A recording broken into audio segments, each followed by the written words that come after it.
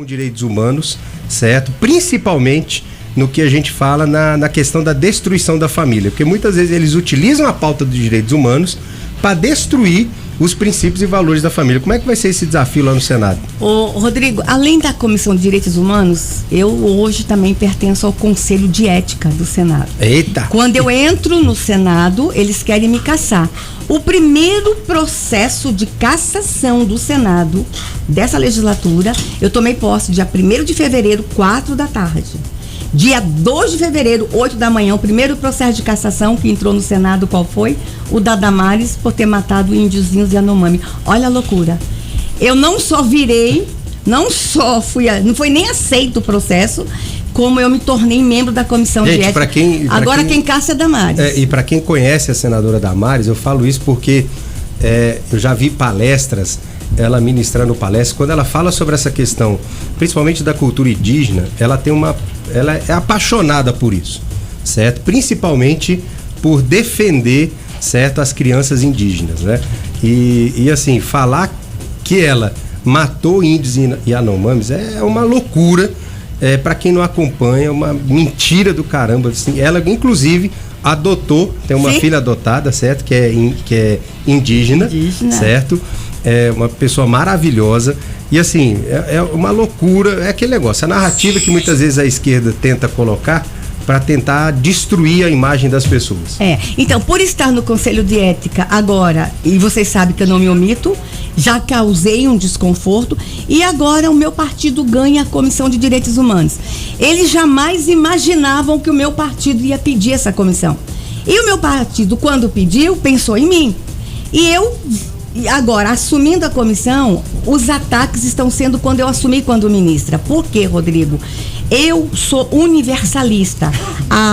Direitos humanos tem duas correntes, do relativismo e a corrente universalista. O que é universalista? Eu falo de direitos humanos universal, direitos humanos para todos. A gente não pode segmentar. Nós não podemos dividir a sociedade.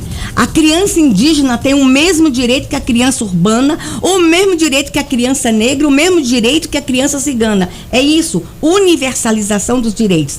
O Brasil, infelizmente, nos últimos anos, em nome de direitos humanos, criou guetos no Brasil. Movimento tal contra movimento tal. Grupo tal contra grupo tal. E isso virou uma guerra no Brasil.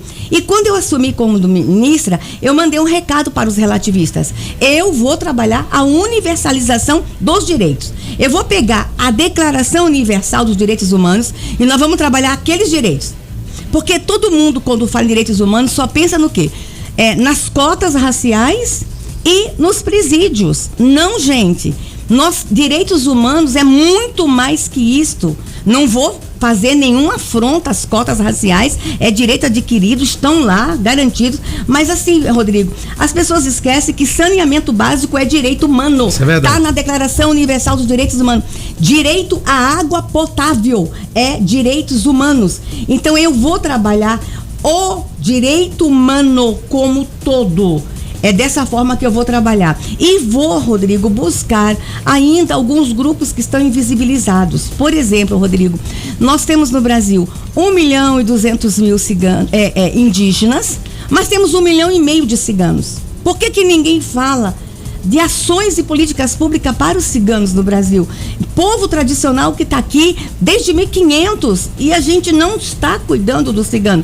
Eu vou trabalhar com alguns segmentos que estão tendo direitos violados. Por exemplo, Rodrigo, nós temos no Brasil as marisqueiras, que são aquelas mulheres lá do Nordeste que catam marisco por centavos para chegar aqui na nossa mesa aqui em Brasília, tão caro. E essas mulheres estão tendo seus direitos, sua saúde está em risco, direitos violados. Então, eu vou olhar segmentos que estão tendo direitos violados, mas aí eu vou olhar todos os segmentos, não para dividir o Brasil, mas trazê-los para o protagonismo. Então, eu tenho, o que eu fiz como ministra, eu quero levar para dentro do Senado uma revisão, uma releitura do que é direitos humanos.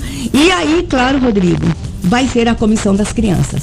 Exatamente. O Senado não tem um espaço para criança. Quando você olha hoje para o Senado, Rodrigo, você que conhece política, qual é o senador que você fala assim, esse é o senador da criança? Hoje não tem. Você olha, você sabe quem é o senador da agricultura, você sabe quem é o senador do terceiro setor, você sabe quem é o senador dos terceirizados, você sabe quem é o senador da indústria, você sabe quem é o senador dos médicos, da área da saúde. Mas quando você olha para o Senado, quem é o senador? Você sabe quem é da pessoa com deficiência. A gente tem a Mara e o Romário. Sim. Você sabe quem é o do esporte. Mas quem é no Senado que é o senador da criança? Qual comissão no Senado trata de criança? No Senado tem comissão de tudo, Rodrigo. E não tem uma comissão para criança. Não tem uma comissão permanente para discutir a infância. Infância é base, é tudo. Então, essa comissão de direitos humanos, eu já vou até propor o nome, vai ser Direitos Humanos e Infância, porque nós vamos trazer a criança para o protagonismo. Rodrigo, eu vou encher aquele Senado de criança. Vou encher. Os senadores vão ouvir choro de bebê no corredor. As mães vão amamentar dentro do Senado. É isso aí. Nós vamos dizer, olha, as crianças estão sendo negligenciadas no país. Então, se prepare. Vai ter senador trocando fralda lá no corredor. Você vai ver o que eu vou fazer isso aí. lá. Gente, humanizar, né, senador? Exato. É isso mesmo. Quero aqui anunciar a presença. Acabou de chegar, né? Fala não, vai falar agora. A Roberta Tartucci acabou de chegar aqui. Bem-vinda, Robertinha. Bom dia, senadora. Bom dia, Delmásio. Eu tô aqui bem escondidinha. Bom dia, Marcelito. Bom dia, todo mundo. Bom dia, Brasil. É isso mesmo. Boto fé mesmo, senadora. Vamos botar aquele corredor lá pros meninos tudo chorar. Tô com você e te apoio. Ô, Delmásio, você me permite fazer uma pergunta para a senadora? Senadora, eu fiz uma pesquisa da senhora ontem nos seus sites, tudo. E assim, eu nunca vi um senador com tantos projetos de lei como a senhora tem. E projetos bem interessantes, como o Delmásio falou, pedofilia. A senhora tem um projeto que incentiva o empreendedor acima de 60 anos, Sim. Muito bacana.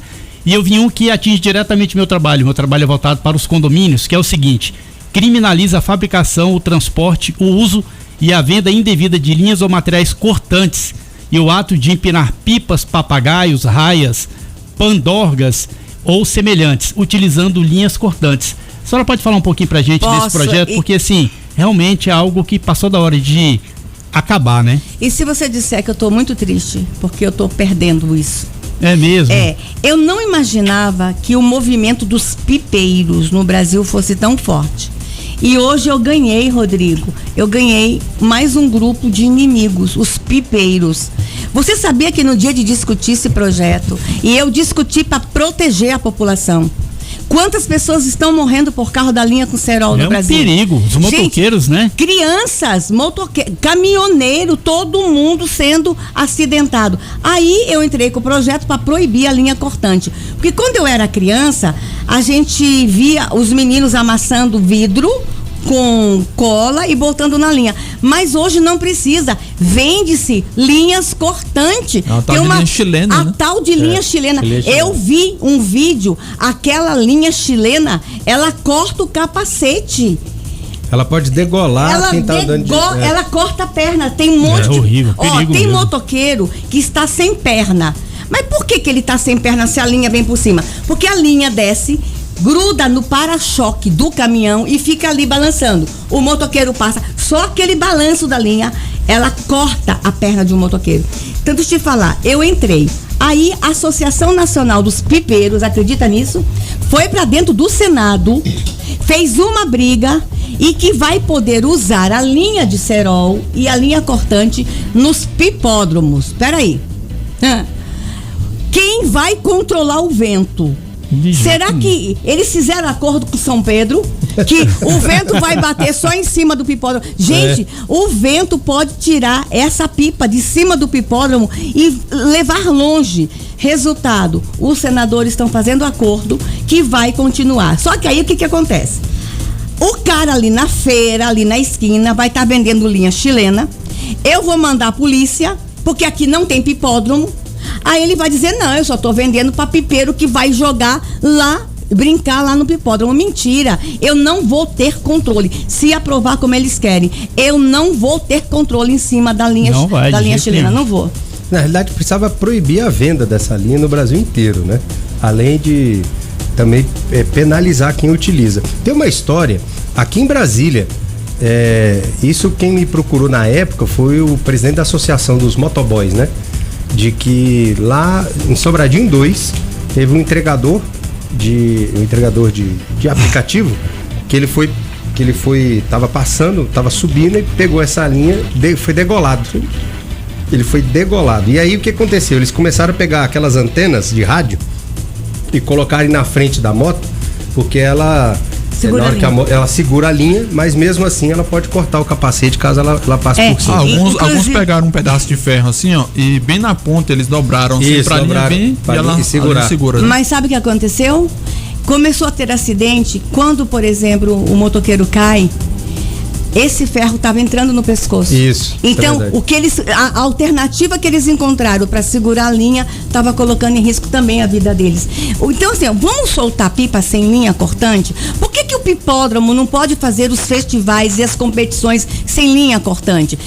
Vou dizer uma coisa para vocês, que eles me ameaçaram, eu me tornei inimiga deles, eles iam fazer pipas no Brasil inteiro com bruxa, numa vassoura, soltar pipa de bruxa e a cara da bruxa seria eu. Nossa. Tão somente porque eu quero proteger as pessoas. Então, assim, tô conversando com eles, vamos ter pipódromo. Eu quero soltar pipa, vamos fazer festival de pipas aqui. Todo respeito aos pipeiros, mas sem a linha cortante. Olha, eu soltei pipa e nunca usei essa linha chilena, não. Era bacana soltar. Eu nunca soltei pipa. Eu soltei pipa demais, usei cerol. E sabia que era muito perigoso, né? E tomava todo cuidado. O problema, Delmárcio, é que as pessoas perderam um pouco do controle, né? Acha que tudo pode e vai lá e faz. Guerra. E não pensa no próximo, né? Não é mais lazer, estão fazendo por guerra. É pra derrotar o adversário. Não é lazer, aquele lazer que se tinha na infância de brincar. É guerra. Estão machucando, um tá machucando o outro. E, por exemplo, no Rio de Janeiro, não sei se vocês sabem, a pipa ela é utilizada para avisar em alguns morros, para avisar que a polícia tá subindo e tal, enfim. Inclusive, algumas facções criminosas utilizam a linha cortante, certo? Para colocar a pessoa no micro-ondas, né? Para torturar. Para torturar a pessoa, cortar, para que ela possa dizer o que aconteceu. Mas nós temos áudio aí, DJ Rômulo? Temos participações aqui. Olha aí. Vamos ouvir nosso ouvinte Diana. Ela vai falar com a gente agora. Fala, Diana. Bom dia, Rômulo. Bom dia. Bom dia, senadora linda, maravilhosa. Então, meu nome é Diana de Souza Silva, aqui de Santa Maria. E eu vou falar mesmo, eu não vou mentir. Eu votei nesse Lula infeliz, porque prometeu muitas coisas e hoje em dia tá tão difícil as coisas. Até um café que eu fui comprar, moço, foi quase R$30. Moço, que arrependimento. Eu me arrependo grandemente de ter votado nesse presidente. Eu falo mesmo. Entendeu? E se eu pudesse voltar atrás, ele não teria meu voto, não. E é isso aí. Um bom dia pra vocês, bom trabalho. Que Deus abençoe grandemente. Obrigado pela participação. Fiquem com Deus. Diana. E eu quero participar aí desse Piques, meus amores.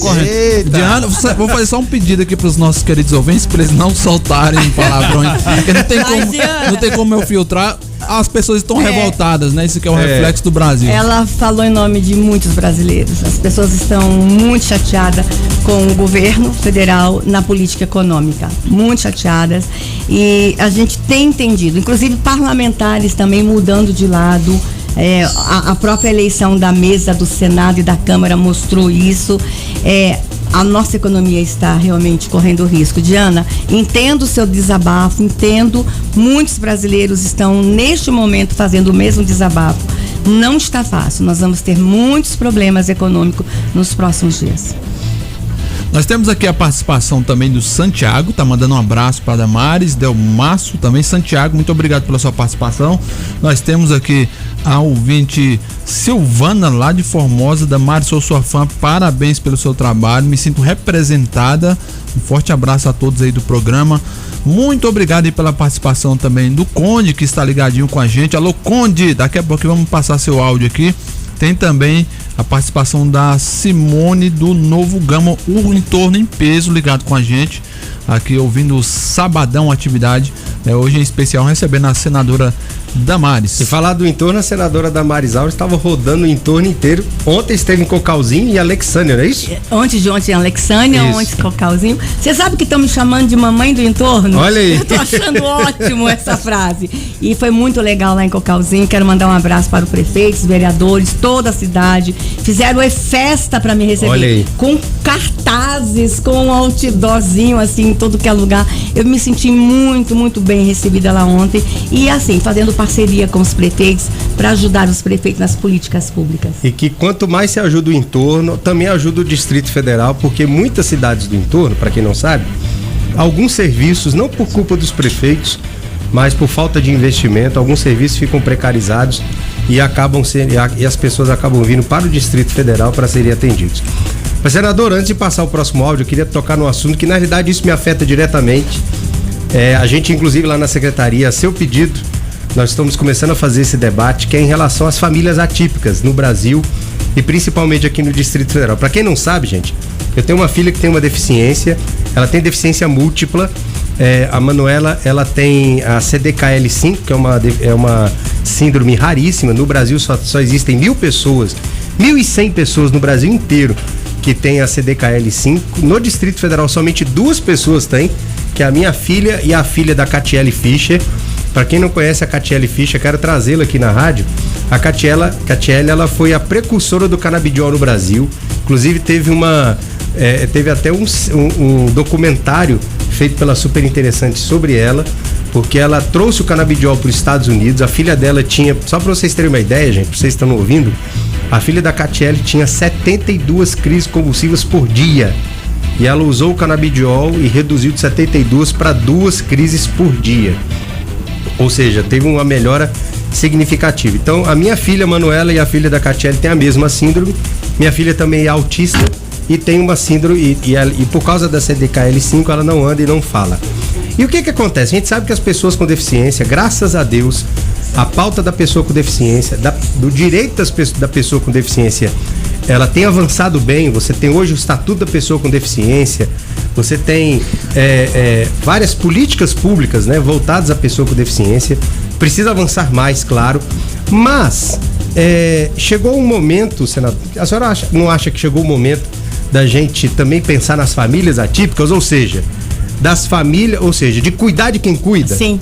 Porque o que eu tenho visto, e isso aconteceu aqui em Brasília, uma situação muito triste, o que eu tenho visto de mães que querem tirar suas próprias vidas porque não conseguem sozinhas lidar, até porque é pesado, viu, gente? Eu falo isso porque eu e a minha esposa lá em casa, a minha filha tem 15 anos de idade, ela depende 100% da gente, é pesado. Para quem tem um filho com deficiência, eu tenho uma amiga nossa, a Daniele, ela é uma menina de 1,50 m de altura, tem um filho que pesa 98 quilos, e ela, pra você ter uma ideia, todos os dias pega o filho dela, coloca na cadeira de rodas e vai pro HMIB pro filho dela se alimentar. E ela não tinha conseguido, senadora, até então, o home care. E graças a Deus a gente orientou, ela entrou com uma ação na justiça e a justiça determinou que fosse colocado o home care na vida dela. A senhora não acha que nós chegamos nesse momento aqui, como eu falei, em Brasília nós tivemos uma mãe que praticou suicídio? Sim. Certo? Por causa dessa situação. E ainda mais, existem muitos homens que são covardes, que quando descobrem que o filho tem deficiência, eles separam da mulher. 70%. E deixam as mulheres sozinhas com a criança. E além do abandono afetivo, acontece também o abandono financeiro, porque o cara acha que não aconteceu nada, que pra mim um cara desse pra mim, um cara que abandona um filho, certo? E uma mãe, um filho, que é uma família que tem uma pessoa com deficiência, pra mim esse cara é comparado a bandido.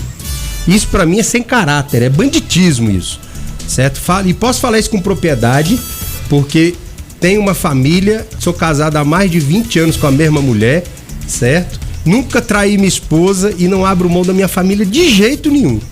E eu e a minha esposa, certo? Cuidamos, eu e a minha esposa, minha filha mais velha e o meu filho mais novo, a gente cuida da Manu, certo? Com uma coisa mais importante que nós temos. A senhora acha que não chegou no Brasil da gente lutar, ou não só lutar, mas começar a discutir os direitos das famílias atípicas? Ô, Rodrigo, já passou da hora. E essas mães, elas estão esgotadas. Eu quero que vocês entendam que a mãe de uma criança com deficiência, seja qual for a deficiência, é um autismo suporte nível 1. Essa mãe está exausta. Porque mesmo a criança com suporte nível 1, ela precisa de fono, de psicólogo, de terapia, de acompanhamento. As mães atípicas, Rodrigo, na grande maioria, elas interrompem carreiras, elas abandonam a faculdade, abandonam o mercado de trabalho. E quando elas querem voltar para o mercado de trabalho, elas já estão desatualizadas. Essas mulheres têm uma renúncia todos os dias. Elas renunciam seus sonhos para cuidar dessas crianças. E essas mães estão, de fato, esgotadas. Ou a gente cuida delas, ou a gente cuida delas. Rodrigo, por que Bolsonaro criou o Ministério da Família? Um dos programas era cuidar de quem cuida. Qual era o nosso objetivo? Eu tenho mães, Rodrigo, como essa que você falou, que tem crianças que dá 60 convulsões por dia. Eu encontrei mães que estavam há 3 dias sem tomar banho, porque o medo de entrar no banho e a criança ter uma convulsão, sozinhas. Então nós estávamos trazendo para o Brasil políticas públicas assim. Um dia a prefeitura vai chegar na cidade e vai dizer: hoje é o nosso dia de cuidar do teu filho. Hoje é seu dia, vai dormir, vai ler um livro, vai no shopping, vai andar, mas hoje nós vamos te dar um descanso, porque 24 horas todos os dias. E só que aí, Rodrigo, nós estamos diante de um dilema. Ao invés de não se cuidar, estão tirando os direitos. O que nós estamos passando hoje, Rodrigo? Olha o que está acontecendo com as crianças com microcefalia. Nós ganhamos do Senado e da Câmara a pensão para as crianças com microcefalia. O governo federal vetou. Rodrigo, essas crianças com microcefalia, sabe quantas são no Brasil? 1.587 no total. Elas não vão falir os cofres da União. Dá pensão para 1.587 crianças e ainda enquanto estiverem vivas. Quando morrerem, a mãe não vai ter direito à pensão, que já é um erro. Deveria ter, porque ela interrompeu a vida dela. E essas crianças têm uma idade, uma expectativa de vida de entre 15 e 20 anos. Então elas não vão viver muito tempo. O governo foi lá e tirou. Agora queriam tirar o BPC das crianças com autismo e síndrome de Down. Foi uma luta. E Rodrigo, e aqui Brasília precisa saber, quem venceu essa luta fomos nós. Eu estava sozinha no plenário do Senado. Os outros senadores da causa tinham viajado, porque ninguém imaginava que iam colocar isso na pauta. Eu fiquei sozinha no plenário. Iam tirar o BPC. Senadora, nós falamos isso aqui. Falou, Rodrigo. Nós falamos isso aqui na rádio. Inclusive, na época, a gente abriu nós abrimos, né? Para que as pessoas participassem e falassem sobre isso. E assim, foi unânime. Primeiro, o reconhecimento da luta da senhora, certo? Em relação para retirar, ou seja, para derrubar essa questão na proposta que estava sendo apresentada, que absurdo, viu, gente? Foi apresentada pelo governo. Não foi emenda de nenhum deputado, nada. Foi apresentada pelo governo. Mais absurdo ainda, passou pela Câmara Federal, certo? E quando chegou no Senado, só teve uma senadora, e quando esse projeto chegou no Senado, ela levantou e falou: peraí, isso não. E o seu discurso, senadora, que foi emocionante, certo? Tenho certeza que tocou no coração, inclusive de quem apresentou a proposta. Porque isso era, vamos dizer assim, era a maior injustiça que alguém poderia fazer, certo? Contra as famílias e contra as pessoas com deficiências no Brasil. Rodrigo, deixa eu contar um particular desse momento que é ímpar. Como eu estava sozinha, teve uma hora que eu achei que a gente não ia ganhar. E todo instrumento regimental eu usei, todo. A emenda, o destaque, verificação de quórum, tudo. Então eu não tinha mais o que fazer regimentalmente. Sabe o que eu fiz, Rodrigo? Eu lutei tanto para esse BPC como assessora, lutei tanto pelos direitos, e agora que eu sou senadora, eles vão perder. É um soco no estômago. Sabe o que eu fiz? Eu sei que o Estado é laico, eu sei que eu não posso misturar as coisas, mas eu saí do plenário. Roberto, eu fui no banheiro do plenário e eu me ajoelhei. Eu me senti tão impotente como legisladora, que eu me ajoelhei e disse assim: Deus me usa naquela tribuna agora. que o coração deles sejam tocados. Sou eu contra todos eles e o governo. Sou eu contra eles. E eu saí chorando do banheiro e eu subi na tribuna. E a gente venceu. Então eu quero dizer, eu sei que meu DF, ele é cristão, tô falando para muitas pessoas cristãs, eu não misturo as coisas, mas naquele momento eu tava me sentindo sozinha e eu fui buscar forças no céu.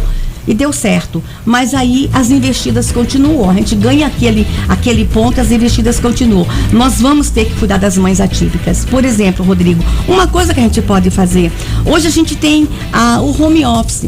Por que essas mães de crianças atípicas não podem ser contratadas por empresas para trabalhar em casa? Sim. Vamos ter cursos de capacitação destinados só a essa mãe. Vamos pegar o Senac, nós temos aqui, 30 mães no DF que não conseguem fazer faculdade, estão dentro de casa.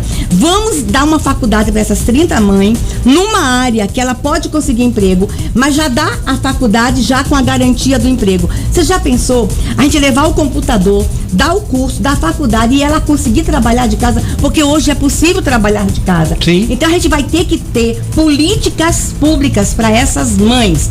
Nós vamos ter que incluí-las, cuidar de quem cuida. Então, Rodrigo, é um projeto nosso, estamos trabalhando, eu sei que é teu sonho. Tu criou a Secretaria da Família com o Ibanez. Gente, é a primeira vez que o DF tem uma Secretaria da Família que tem um pai atípico.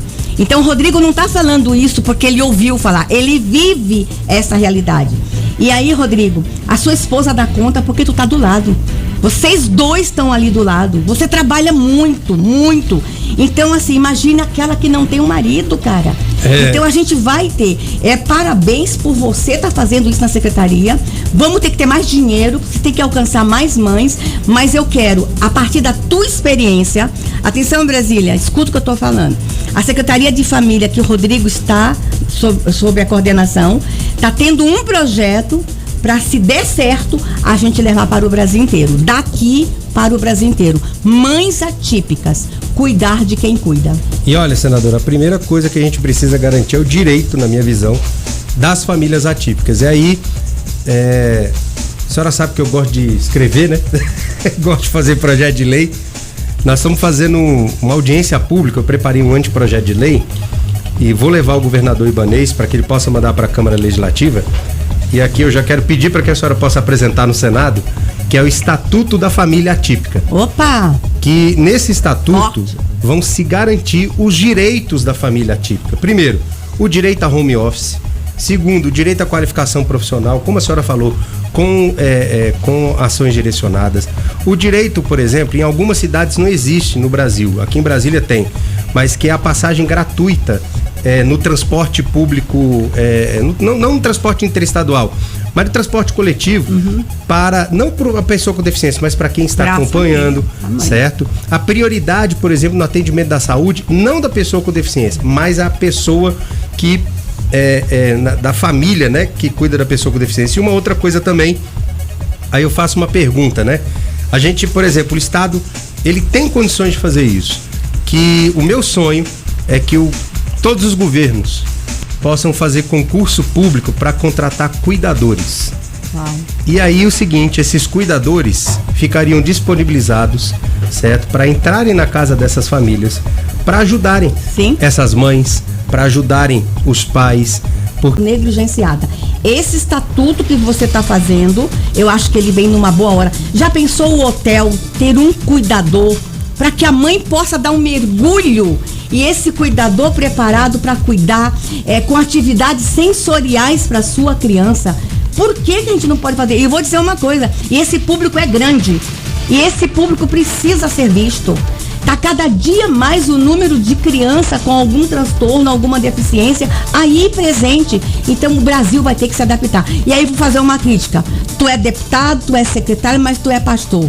A igreja também, Rodrigo. Precisa se adaptar. Rodrigo, deixa eu falar uma coisa pra você, Rodrigo. As crianças estão sendo expulsas das igrejas. Atenção, pastores, eu os amo. Mas parede preta com luz brilhante espanta crianças com transtorno. Mas não é só criança não, é adolescente, é jovem. A igreja, de pastores, sabe aquele som alto em excesso? Por favor, pastor, diminui um pouco o som. As mães atípicas não estão indo para os cultos e para as missas também.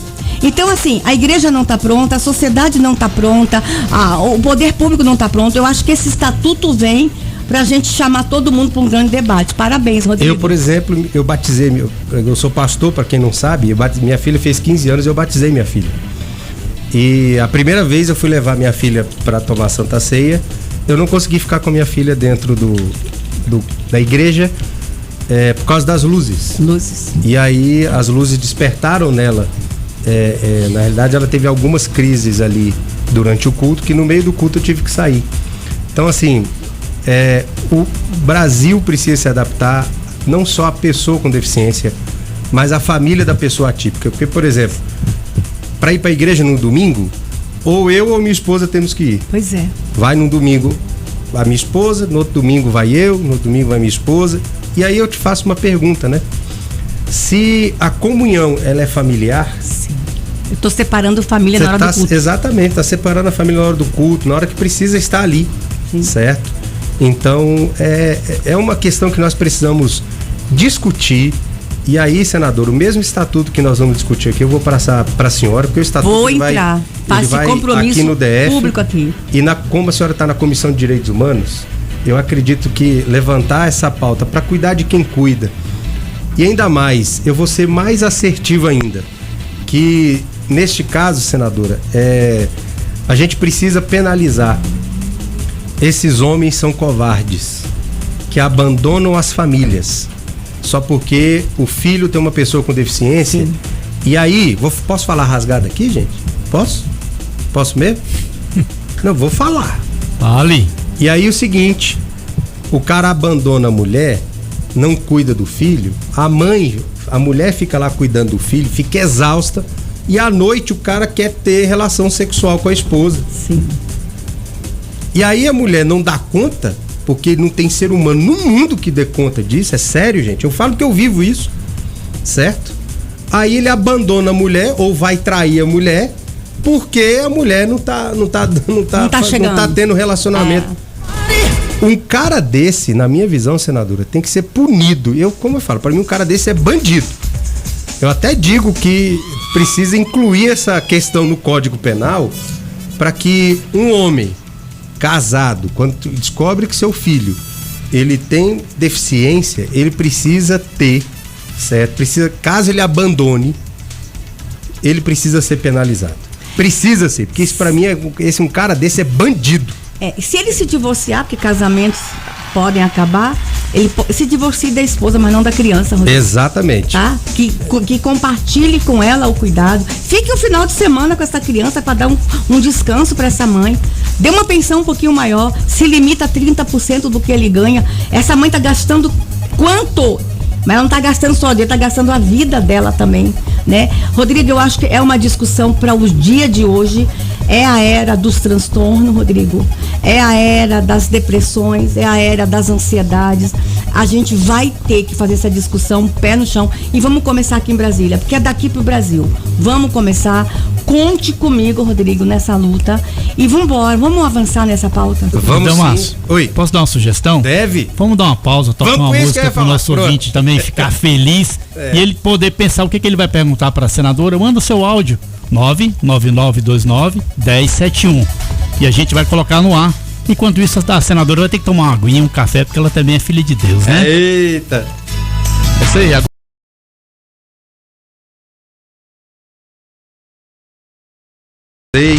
Tá certo? Todo mundo aí que tá nos ouvindo. E tem áudio aí? Tem muitos áudios. Tem muitos áudios aqui. Vamos passar aqui alguns pra nossa senadora responder. Vamos lá. Bom dia, bom dia. Eu vi a senhora falando do Lula aí. Deixa eu falar aqui uma coisa. Eu não votei no Lula, mas a gente tá sendo penalizado por quem votou. Ela falou que se arrependimento matasse, ela voltasse atrás, né? Deixa eu falar. Você tem que analisar o seu candidato antes de você ir para as urnas votar. Então, você penalizou o Brasil porque vocês quiseram, antes de analisar. O Lula, o governo do PT, já mostrou a sua força em Brasília, na época de Cristóvão Buarque e muito mais, aí que a gente não vai entrar em mérito, porque é muita coisa. Nunca fizeram nada por Brasília. e muito menos pelo Brasil. O PT nunca foi um partido bom para o Brasil, tá? E nem para Brasília. E as pessoas gostam de sofrer e fazer os outros sofrer. E nós estamos sofrendo por causa de vocês, petistas. Vocês votou porque vocês quiseram, consciente. Agora aguente, caladinho, sem murmurar. Come o que o seu presidente está dando para vocês. Está caro? Pesquisa um lugar mais barato para vocês comprar. Parabéns, senadora, parabéns aos radialistas que estão abordando o tema com maestria, mas eu gostaria de saber quais as ações que o Estado tem tomado referente às causas do autismo, por exemplo. Uma das coisas que alguns especialistas têm falado, inclusive o próprio presidente dos Estados Unidos, foi referente à química, fluoretação da água e a colocação de cloro na água tratada, que isso tem causado autismo. Lógico, não é uma ciência exata, existem correntes ao contrário, mas essa exposição química à alimentação dos seres humanos, principalmente das pessoas que estão nos grandes centros, existe alguma coisa para algum projeto para evitar, para tornar essa água ou esses alimentos menos químicos e evitar o surgimento dessa quantidade grande de autistas, uma vez que antigamente era de 100 mil crianças normais para um autista, hoje nós estamos com 100 crianças e um autista. Talvez por intervenção química na água e nos alimentos. Agora a senadora responde todas de uma vez só. Eu vou ler aqui o comentário. Na verdade, o Ricardo enviou pra gente aqui uma mensagem. Nós vamos ler agora. Bom dia a todos. O Ricardo é lá da Cidade Ocidental. Aproveitando essa entrevista com a senadora Damares, com questão da pipa, tem que formular leis que abrangem as cidades e ruas. Aqui onde eu moro, meu poste padrão é cheio de pipa enganchada. Já fiz a reclamação para os pais, de quem está soltando pipa, nada foi resolvido. Precisamos de uma lei mais severa. Esse é o Ricardo lá da Cidade Ocidental. Okay. Muito bem. Não podemos deixar que as crianças deixem de brincar com as pipas, mas podemos ter regras bem mais claras sobre o uso de pipas. E eu queria responder com relação ao presidente Lula. De fato, foi uma grande decepção. Inclusive, as pessoas que eram petistas acreditaram nesse projeto, mas o presidente Lula, o governo Lula 3, está com a cabeça do governo Lula 1 e o mundo mudou em 15 anos. Tudo mudou. E nós estamos num pós-pandemia. Então, esse governo não veio pronto para esse pós-pandemia. Tinha que ter tido um projeto pós-pandemia. E eles erraram na área econômica e quem está pagando o preço somos todos nós. E nós vamos ter dias bem mais difíceis. Eu sou da Comissão de Assuntos Econômicos do Senado e lamento dizer, as expectativas não são boas. E com relação ao autismo, é uma pauta extremamente delicada. É o que todo mundo pergunta. Todo mundo pergunta por que tanta criança com autismo hoje. Todos nós aqui no estúdio, se eu perguntar, na sua infância, quantos coleguinhas com autismo você conheceu? Você vai dizer 1, 2 no máximo. Nós temos uma expectativa que em 20 anos é possível que de cada 4 crianças, 1 tenha autismo no Brasil. E as perguntas estão aí, por quê?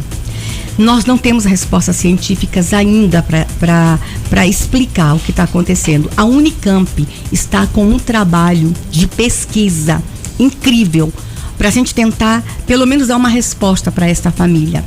Mas a gente já sabe, por exemplo, que crianças com autismo não podem comer alguns alimentos. E a gente vai precisar conversar com a família brasileira. Eu conheço uma especialista que ela consegue tirar uma criança do autismo severo para o autismo médio apenas com alimentos. Então, o que o Brasil vai ter que fazer? Essas crianças estão aí, nós vamos ter que nos debruçar para encontrar resposta para fazer a vida deles melhor.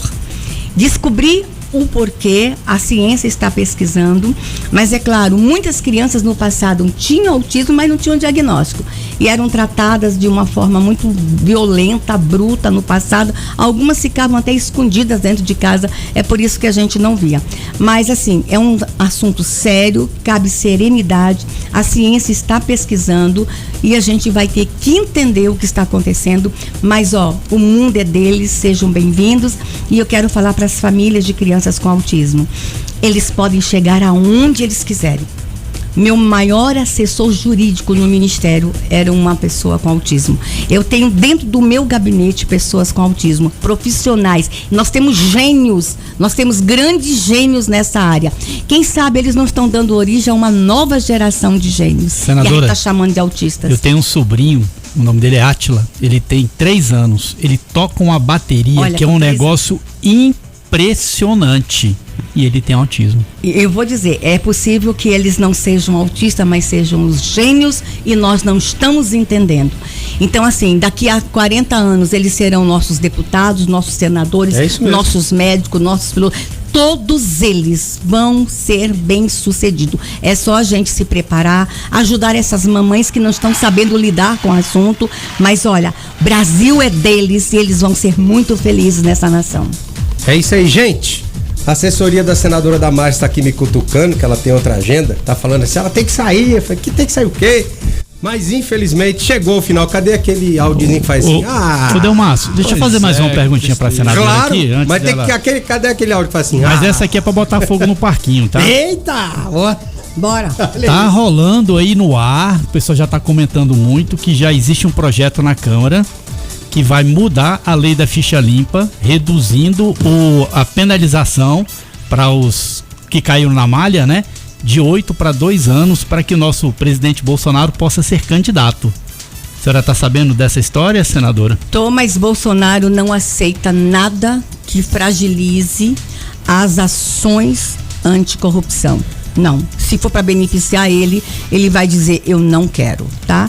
O que está acontecendo é a inelegibilidade, porque tem casos que não é corrupção, é uma outra situação, por exemplo, uma árvore que foi cortada, que não devia ter sido cortada, o assessor, o pessoal da área pública foi lá e cortou, o prefeito está respondendo um processo por causa de uma árvore, não foi corrupção.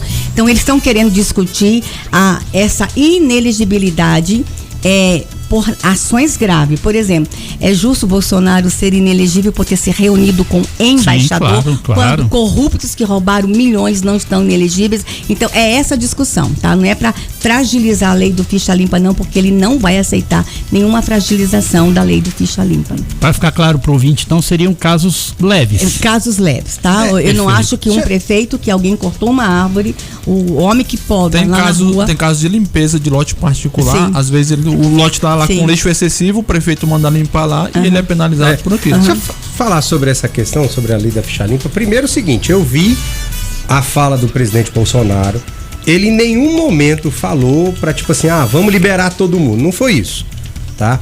Primeiro que foi o presidente da República que mais combateu a corrupção no seu governo, sim. Certo? Foi o presidente Jair Messias Bolsonaro, certo? Que à época trouxe o Sérgio Moro para ser ministro da Justiça e por questões políticas o Sérgio Moro saiu do governo. Foi ele que saiu, não foi o Bolsonaro que mandou ele embora não. Vai ser outra questão, certo? Que infelizmente por narrativas políticas a Lava Jato foi desmontada. Aquilo que algumas pessoas falaram lá atrás, que a Lava Jato poderia se tornar o que se tornou uma operação, na verdade uma operação semelhante na Itália, que eu esqueci o nome, aconteceu. Certo? Ou seja, políticos que roubaram milhões, bilhões dos cofres públicos, hoje estão sendo inocentados com provas. Estou dizendo assim, tem prova lá no processo do Cabrinha lá, e estão voltando para a cena política, todo mundo sabe disso, para serem candidatos, para querer o seu voto que está nos ouvindo aí. Mas enfim, Bolsonaro não falou sobre isso não. Agora, o que existe sim é uma utilização de uma narrativa para tentar, por exemplo, Bolsonaro foi inelegível, por quê? Por que ele é inelegível? Por que o Tribunal Superior Eleitoral declarou Jair Messias Bolsonaro, ele roubou algum centavo? Disseram que ele e a Michele tinham levado os móveis lá do Palácio do Planalto, certo? E aí depois tiveram que desmentir, dizendo assim, não, nós achamos aqui, porque estava guardado. Claro que estava guardado. Michele Bolsonaro e Bolsonaro saíram da mesma forma que entraram do Palácio do Planalto, sem nada. Saíram com o que eles tinham somente. Então assim, Bolsonaro foi inelegível. Sabe por que ele foi declarado inelegível? Porque ele fez uma reunião com embaixadores. E o que eu acho engraçado é que a nossa Constituição, ela diz o seguinte, que quem pode reunir com representantes de países é o presidente da República. A política que deixou o Bolsonaro inelegível, certo? É que precisa ser revista na lei da ficha limpa. E aí eu quero deixar uma pergunta e já agradecer a senadora e passar para ela. Não, ela não precisa responder, mas é uma pergunta para os ouvintes, para quem está nos ouvindo, certo? E deixar aqui, passar para a senadora para ela fazer o seu agradecimento. Por que Bolsonaro está inelegível? E eu quero que você faça a seguinte análise. Luiz Inácio Lula da Silva desce no aeroporto, como é que ele é recebido? Jair Messias Bolsonaro, voo de carreira, pega avião, certo, como um cidadão de classe média comum, entra, senta no avião, como é que ele é recebido? Luiz Inácio Lula da Silva consegue entrar no avião de carreira comum? Jair Messias Bolsonaro passa em qualquer lugar, qualquer shopping, aqui em Brasília de vez em quando vai almoçar em alguns restaurantes, aberto para a população, sem segurança em volta, sem gente, sem aquele aparato todo, mesmo que ele tenha direito para ser ex-presidente da República. Como é que ele é recebido? Pergunta que eu quero fazer é: por que ele está inelegível? Será que é porque ele é amado pelo povo? A resposta é sua, que está nos ouvindo. Senadora, muito obrigado pela sua presença. Rodrigo, muito obrigada por terem me recebido aqui. Quero mandar um abraço especial para a doutora Aero, lá de Santo Antônio do Descoberto. Doutora Aero, estamos juntos. Ela é uma grande jurista e nós estamos fazendo um mutirão aqui no entorno para as famílias que estão perdendo o BPC. Vamos entrar com liminares, com ações. Ela vai me ajudar muito. Deus te abençoe. E obrigada por terem me trazido aqui. Os temas que eu trago aqui hoje, que a gente conversou, são temas delicados, mas são temas do nosso coração. E não vai ficar só na falação aqui, não. No dia que o Rodrigo protocolar o projeto de lei do Estatuto das Famílias Atípicas, eu quero voltar ao programa. Vamos ler junto. Perfeito. A sua proposta, que eu vou levar à nacional. Mande um abraço pro pessoal do condomínio. Então, eu quero falar aqui, senadora, só mandar um abraço pros meus irmãos Marcos, Cláudio, minha cunhada Bia e Val. E a minha esposa Fabrícia falou assim: fala pra senadora que eu votei nela. A Fabrícia é apaixonada na senhora. Fabrícia. Nossa família defende muito a família, isso, entendeu? E parabéns pelo maravilhoso trabalho da senhora. Eu estou lá firme. Inclusive, Rodrigo, poucas pessoas sabem, a Comissão de Direitos Humanos do Senado, quando eu fui ler com mais calma as atribuições, tem lá um artigo: proteger a família. Então eu vou fazer daquela comissão verdade, a Comissão da Família. Um abraço à sua família, que Deus abençoe. E a todo o pessoal do condomínio lá, que muito Deus abençoe. E muito obrigado por terem me recebido. E só vou dizer uma coisa: a senadora trabalha 24 horas, de segunda a segunda. Me acham, me procurem, eu estou aqui à disposição de todos vocês. Que Deus abençoe meu DF, que Deus abençoe o nosso entorno. Um abraço, Deus abençoe. Marcelão, agora com você, viu? Opa, valeu, gente. Um beijo no coração. Amo vocês. Valeu. Vamos continuar nesse lindo e maravilhoso clima da senadora Damares. Vamos tocar a música, daqui a pouco a gente volta.